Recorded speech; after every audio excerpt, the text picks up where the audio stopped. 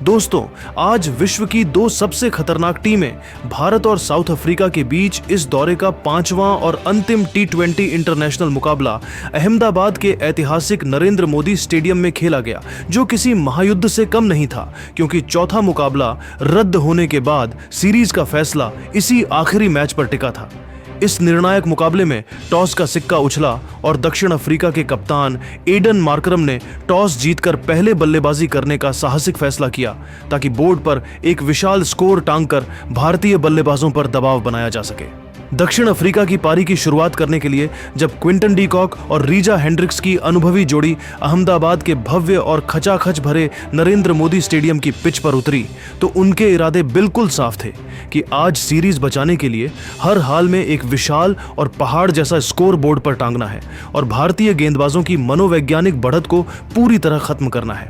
भारतीय आक्रमण की कमान संभालने आए अर्शदीप सिंह ने जैसे ही पहली गेंद फेंकी, पूरे स्टेडियम में एक पल के लिए सन्नाटा छा गया। लेकिन क्विंटन डी कॉक ने अर्शदीप के पहले ही ओवर की दूसरी और चौथी गेंद पर अपनी जादुई क्लास और कलाई का अद्भुत इस्तेमाल करते हुए बैकवर्ड पॉइंट की दिशा में 2 कड़क चौके जड़कर पारी का धमाकेदार आगाज किया, जिससे भारतीय गेंदबाज और कप्तान सूर्यकुमार यादव शुरुआती पलों में ही दबाव में नजर आने लगे। दूसरे छोर पर खड़े रीजा हेंड्रिक्स ने भी आते ही अपनी आक्रामकता दिखाई और दूसरे ओवर में गेंदबाजी करने आए भारत के युवा तेज गेंदबाज हर्षित राणा की 145 किलोमीटर प्रति घंटे की रफ्तार का बखूबी फायदा उठाते हुए मिड विकेट के ऊपर से एक शानदार छक्का जड़ा, जिससे दक्षिण अफ्रीका की रन गति 7वें आसमान पर पहुंच गई थी और पूरा स्टेडियम दक्षिण अफ्रीकी फैंस के शोर से गूंज उठा था।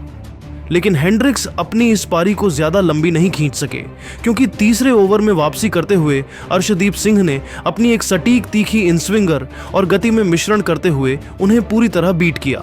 और रीजा हेंड्रिक्स 11 गेंदों पर 15 रन के निजी स्कोर पर क्लीन बोल्ड होकर पवेलियन लौट गए, जिससे भारत को पहली बड़ी सफलता मिली और भारतीय प्रशंसकों में जीत की उम्मीद जगी।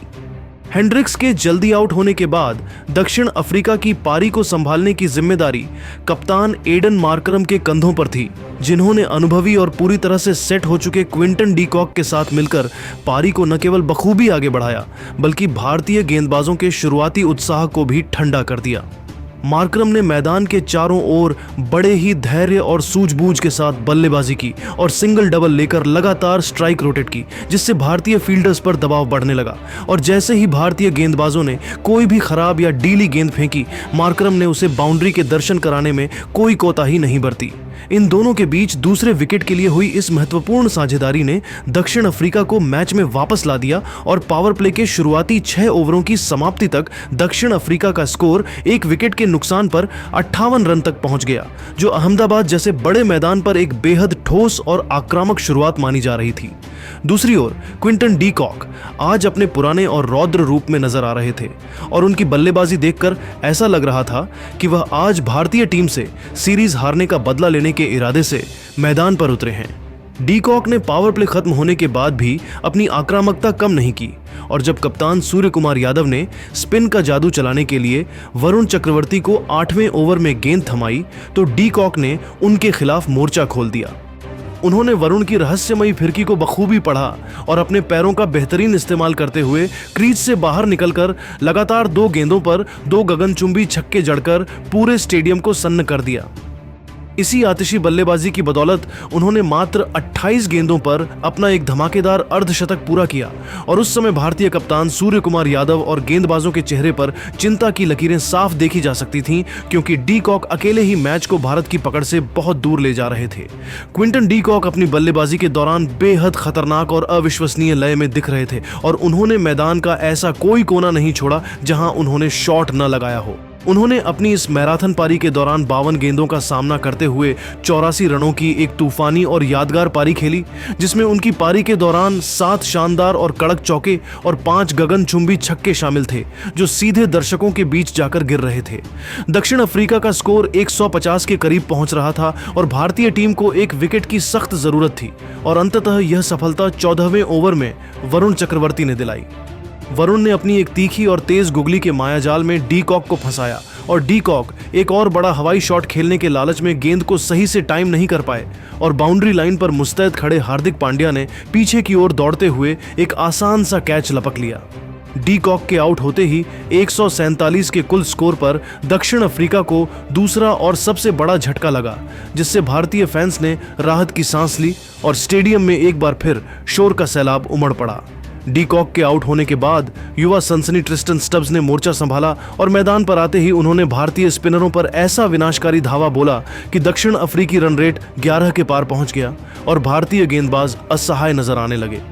स्टब्स ने कुलदीप यादव के 14वें ओवर में अपनी बेमिसाल शारीरिक शक्ति का अद्भुत मुजाहिरा पेश किया और 3 लगातार गेंदों पर 3 गगनचुंबी छक्के लगाकर पूरे स्टेडियम को सन्न कर दिया और मात्र 22 गेंदों पर 51 रनों की विस्फोटक अर्धशतकीय पारी खेली, जिसमें उन्होंने अपनी बेमिसाल पावर हिटिंग और रिवर्स स्वीप जैसे शॉट्स से भारतीय गेंदबाजों को दिन में तारे दिखा दिए। दक्षिण अफ्रीका की रन गति लगातार 10 के ऊपर बनी हुई थी और जब ऐसा लगा कि भारत अंतिम ओवरों में वापसी करेगा, तभी अंत में रही सही कसर डोनोवन फेरेरा ने पूरी कर दी, जिन्होंने डेथ ओवरों में भारतीय गेंदबाजों को बुरी तरह रिमांड पर लिया और मैदान के चारों कोनों में चौके छक्कों की बारिश कर दी।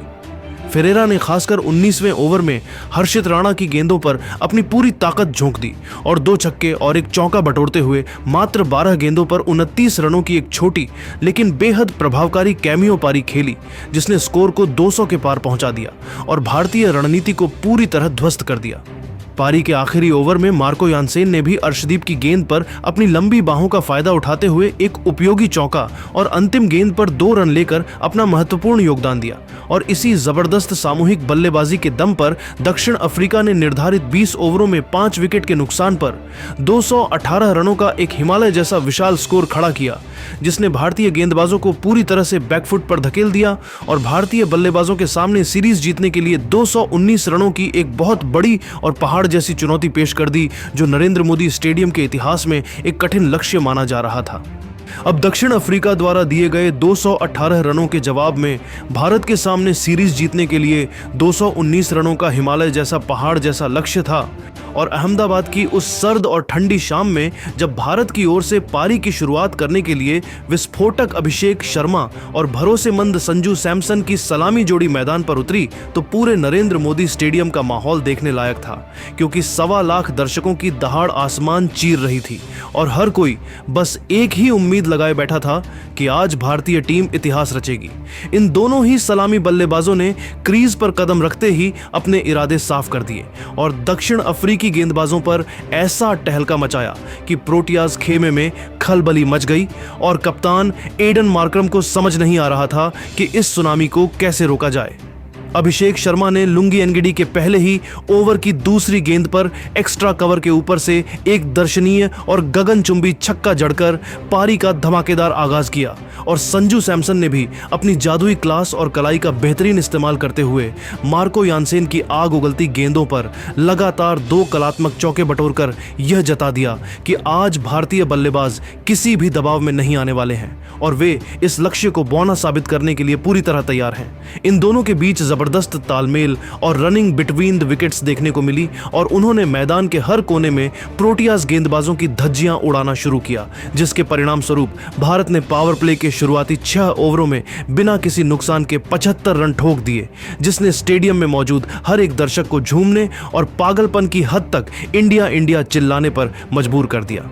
अभिषेक शर्मा आज अपनी चिर परिचित खूंखार और विनाशकारी शैली में बल्लेबाजी कर रहे थे और उन्होंने मात्र 26 गेंदों पर 61 रनों की एक बेहद तूफानी और यादगार पारी खेली, जिसमें उन्होंने अपनी बेमिसाल शारीरिक शक्ति का प्रदर्शन करते हुए 5 शानदार चौके और 6 ऐसे गगनचुंबी छक्के जड़े जो सीधे स्टैंड्स की दूसरी मंजिल पर जाकर गिर रहे थे और दक्षिण अफ्रीकी फील्डर बस मूक दर्शक बनकर गेंद को देखते रह गए।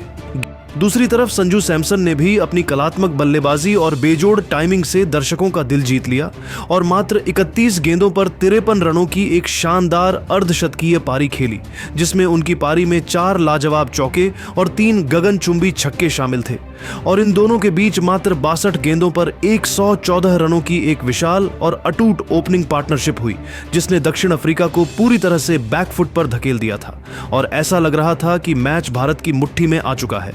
भारत बड़ी तेजी से जीत की ओर बढ़ रहा था और रन रेट 11 के ऊपर बना हुआ था, जिससे ऐसा लग रहा था कि मैच 17 से 18 ओवर में ही खत्म हो जाएगा। लेकिन तभी 11वें ओवर में गेंदबाजी करने आए मार्को यानसेन ने अपनी घातक और चालाकी भरी गेंदबाजी से पूरे मैच मैच का पासा ही पलट दिया। यानसेन ने अपनी लंबाई का भरपूर फायदा उठाते हुए एक सटीक और बेहद तीखी शॉर्ट पिच गेंद फेंकी, जिस पर संजू सैमसन पुल शॉट खेलने के चक्कर में अपना नियंत्रण खो बैठे और गेंद उनके बल्ले का ऊपरी किनारा लेकर सीधे डीप मिड विकेट पर खड़े फील्डर के हाथों में समा गई, जिससे संजू सैमसन 31 गेंदों पर 53 रन बनाकर आउट हो गए और भारत को पहला बड़ा झटका लगा, जिससे स्टेडियम में पसरा शोर अचानक सन्नाटे में बदल गया। इसी ओवर की अगली कुछ गेंदों पर भारतीय टीम संभलने और नए सिरे से पारी को बुनने की कोशिश कर रही थी, लेकिन तभी यानसेन ने ओवर की अंतिम गेंद पर अपनी पूरी ताकत झोंकते हुए एक ऐसी तेज और अंदर आती हुई कातिलाना यॉर्कर डाली, जिसे जबरदस्त बल्लेबाजी कर रहे अभिषेक शर्मा पढ़ने में पूरी तरह नाकाम रहे और गेंद उनके बल्ले और पैड के बीच के छोटे से गैप से निकलकर सीधे मिडिल स्टंप उड़ा ले गई, जिससे अभिषेक शर्मा 26 गेंदों पर 61 रन के निजी स्कोर पर क्लीन बोल्ड होकर पवेलियन लौट गए।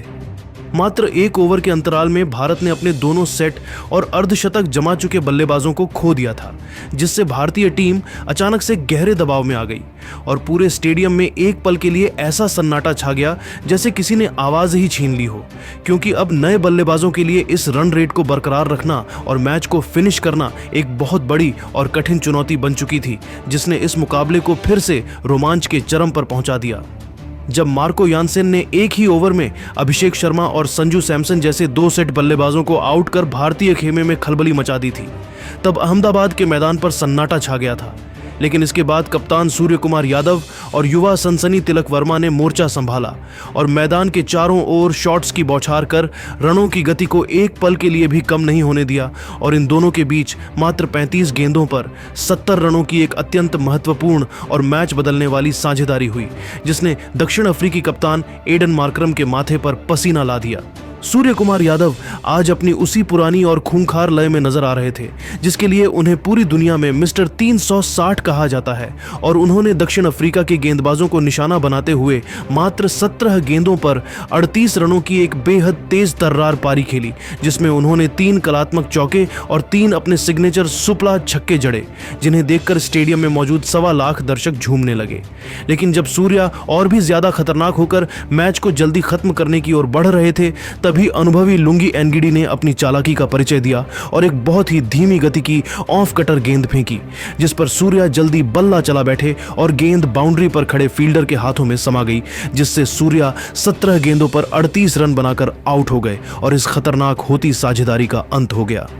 सूर्या के आउट होने के बाद हर किसी को उम्मीद थी कि उपकप्तान हार्दिक पांड्या क्रीज पर आएंगे, लेकिन भारतीय टीम प्रबंधन ने एक बहुत बड़ा और रणनीतिक मास्टर स्ट्रोक खेलते हुए हार्दिक पांड्या से पहले विदर्भ के जांबाज और निडर खिलाड़ी जितेश शर्मा को नंबर 5 पर बल्लेबाजी के लिए भेजकर सभी को हैरान कर दिया। जितेश शर्मा ने मैदान पर कदम रखते ही अपनी वही पुरानी निडरता और बेखौफ अंदाज का परिचय दिया और तिलक वर्मा के साथ मिलकर दक्षिण अफ्रीकी गेंदबाजों पर एक जबरदस्त काउंटर अटैक शुरू कर दिया, जिससे दक्षिण अफ्रीकी टीम पूरी तरह से बैकफुट पर चली गई।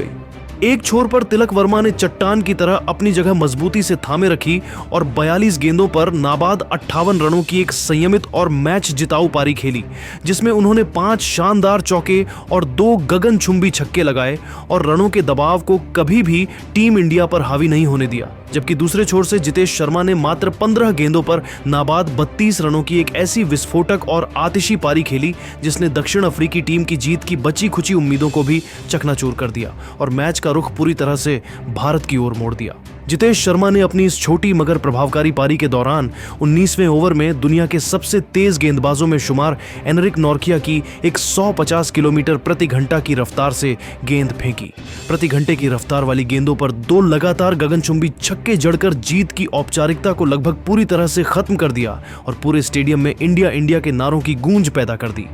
अंत में जब जीत के लिए मात्र चंद रनों की जरूरत थी, तब 20वें ओवर की दूसरी गेंद पर तिलक वर्मा ने एक कड़क विजयी चौका लगाकर भारत को 5 विकेट से यह ऐतिहासिक और अविश्वसनीय जीत दिला दी, जिसके साथ ही भारत ने 219 रनों के विशाल और पहाड़ जैसे लक्ष्य को मात्र 19.2 ओवरों में ही हासिल कर लिया। और इस शानदार जीत के साथ ही 5 मैचों की इस हाई वोल्टेज T20 सीरीज को 3-1 से अपने नाम कर दक्षिण अफ्रीका को उनके ही घर में घुसने से पहले करारी शिकस्त दे दी। संजू सैमसन और अभिषेक शर्मा द्वारा दी गई उस विस्फोटक शुरुआती आतिशबाजी के बाद तिलक वर्मा के धैर्य और जितेश शर्मा की निडर पावर हिटिंग वाली इस मैच जिताऊ पार्टनरशिप ने अहमदाबाद के ऐतिहासिक नरेंद्र मोदी स्टेडियम में एक नया इतिहास रच दिया। और जैसे ही मैच खत्म हुआ, पूरा स्टेडियम तिरंगे की लहर और भारत माता की जय के नारों से इस कदर गूंज उठा कि वह मंजर क्रिकेट फैंस के दिलों में हमेशा के लिए दर्ज हो गया। क्या आपको लगता है कि जितेश शर्मा को हार्दिक से पहले प्रमोट करने का फैसला इस मैच का टर्निंग पॉइंट था? अपनी राय हमें कमेंट बॉक्स में जरूर बताएं और टीम इंडिया की इस ऐतिहासिक सीरीज जीत के लिए वीडियो को एक लाइक जरूर करें।